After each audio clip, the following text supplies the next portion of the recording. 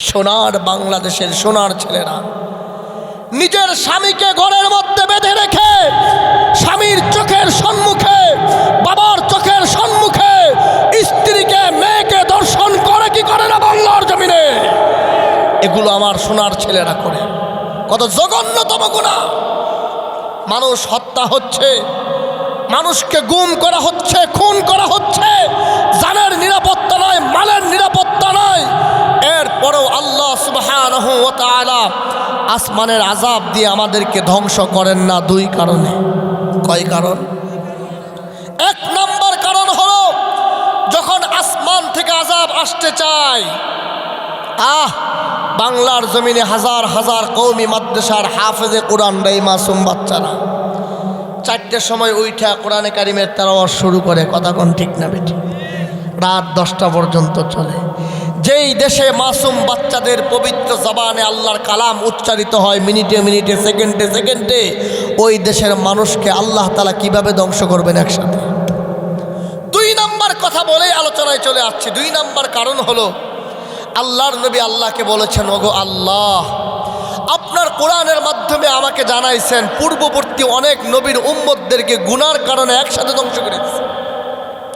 আমার একটা আবেদন হলো আমার উম্মতকে গুনাহের কারণে একসাথে ধ্বংস কইরেন না, মৃত্যু পর্যন্ত সময় দিয়েন। আল্লাহ বললেন, হাবিব আমার, উম্মতের জন্য তোমার এত মায়া, যাও, আবেদন মঞ্জুর। সুবহানাল্লাহ বলেন না কেন? আবেদন মঞ্জুর করা হলো।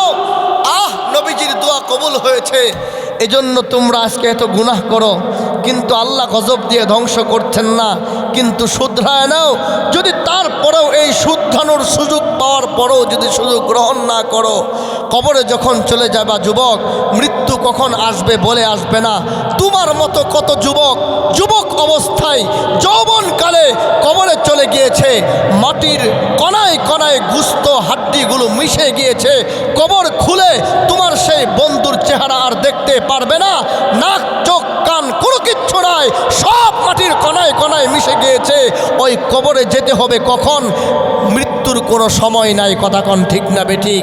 এই একটা কথা মাথায় গেঁথে নাও, তুমি সোনার ছেলে, আসলেই সোনার ছেলে হয়ে যাবা। আর আল্লাহর ভয় নাই, কবরের ভয় নাই, জান্নাত জাহান্নামের কোনো কথা নাই।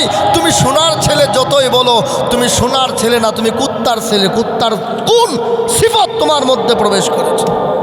আর না হয় তোমার কুত্তার গুণ যদি তোমার মধ্যে না থাকে, কিভাবে তুমি স্বামীকে বেঁধে তার স্ত্রীকে দর্শন করো? কথা বলেন না কেন? কুত্তার গুণ যদি তোমার মধ্যে না থাকে, তোমার আরেকটা বায়ের কলিজার মধ্যে ছুরি কেমনে মারো? কুত্তার চেয়েও নিকৃষ্ট রব বলেছেন এই মাখলুক যেমন শ্রেষ্ঠ, মাখলুকের মধ্যে আরেকটা শ্রেণী আছে, উলাইকা কালহুম আদল, তারা হলো চতুষ্পদ জন্তু, মানে কুত্তার চেয়েও নিকৃষ্ট। আল্লাহ তাআলা বুঝার তৌফিক দান। এমন জনপদ দিয়ে যাচ্ছেন, উযাইর নবী দেখলেন, হাই হাই, জনপদের মানুষগুলো তো আল্লাহর গজবে ধ্বংস হয়ে গেছে, ধ্বংসাত্ম অবস্থায় আল্লাহর জমিনে পড়ে আছে।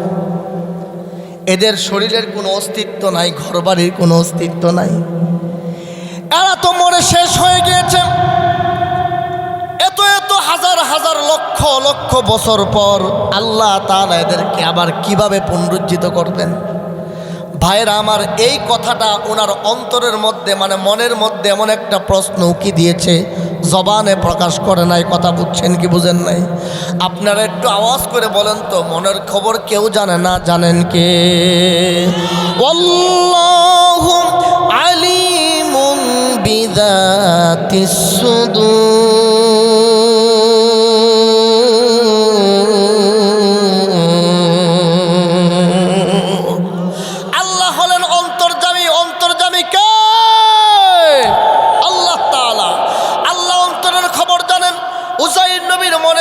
যখন এমন একটা প্রশ্ন ঘুরপাক খাচ্ছে, আল্লাহ তাআলা তো জানেন দেরি না করে আল্লাহ তাআলা আজরাইলকে পাঠায়া দিয়েছেন। আল্লাহর কোরআন বলে ফাআমাতাহুল্লাহ